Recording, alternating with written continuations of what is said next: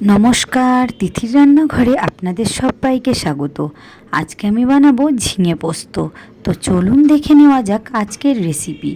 এই রেসিপিটা নিরামিষ দিনে দারুণ জমে যাবে ভাতের সাথে। এখানে নিয়েছি ঝিঙে, আলু আর আদা। আমি এখানে নিয়েছি 1.5 ইঞ্চি আদা ছোট ছোট করে কুচে নিয়েছি। আর নিয়েছি 2 কাঁচা লঙ্কা। এই আদার মধ্যে দিয়ে দেব 5 চামচ পোস্ত। এখানে আমি মিডিয়াম সাইজের আলু নিয়েছি 2টো, আর 3টে একদম নরম কচি ঝিঙে নিয়েছি। এবার দিয়ে দেব 1 চামচ জিরে। এবার এটাতে অল্প জল দিয়ে প্রথমে পেস্ট বানিয়ে আবার ফিরে একটু জল দিয়ে ভালো করে পেস্ট করে নেব। তবে একটু দানা দানা ভাব থাকবে, তবে ভালো লাগবে। এবার কড়াইতে নিয়ে নেব সর্ষের তেল, দিয়ে দেব একটা তেজপাতা,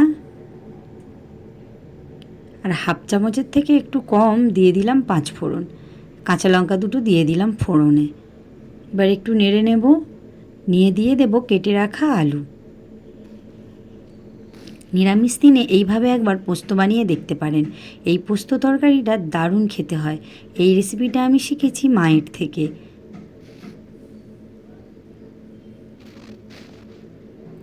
এবার দিয়ে দেব কেটে রাখা ঝিঙে। প্রথমে আলুটা ভেজে নিয়েছি, তারপরে কিন্তু ঝিঙেটা দিয়েছি। এভাবে ঝিঙেটা আলুটা ভাজার পরে দিলে কি হয়, ঝিঙেটা কিন্তু পুরো সিদ্ধ হয়ে যাবে, একদম কিন্তু গলেও যাবে না। ভালো করে এবার এটাও একটু কষিয়ে নেব ঝিঙেটা দিয়ে।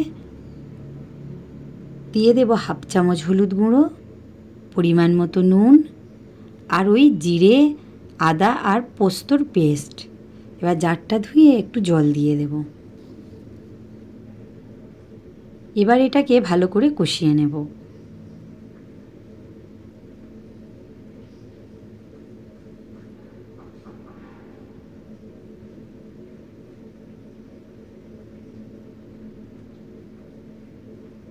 ভালো করে কষানো হয়ে গেছে। এবার 1 চামচ কাঁচা সর্ষের তেল উপর থেকে ছড়িয়ে দেব, দিয়ে আবারও একটু নেড়ে নেব।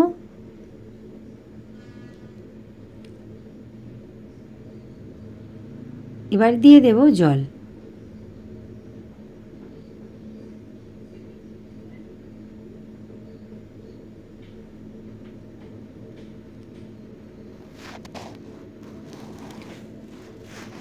ভালো করে ফুটে গেছে। এবার ঢাকা দিয়ে এটাকে হতে দেব প্রায় 15 মিনিট মতো।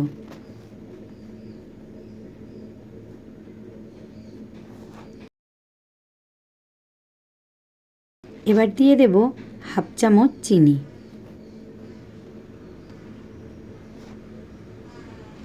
সব কিছু একদম সিদ্ধ হয়ে গেছে। এবার আমি এটা নামিয়ে নেব।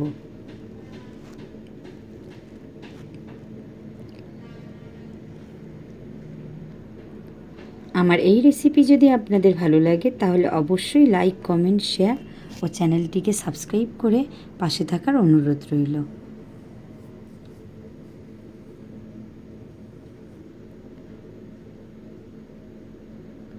নতুন বন্ধুদের জন্য রইল স্বাগত, আর পুরনো বন্ধুদের জন্য রইল অনেক অনেক ভালোবাসা।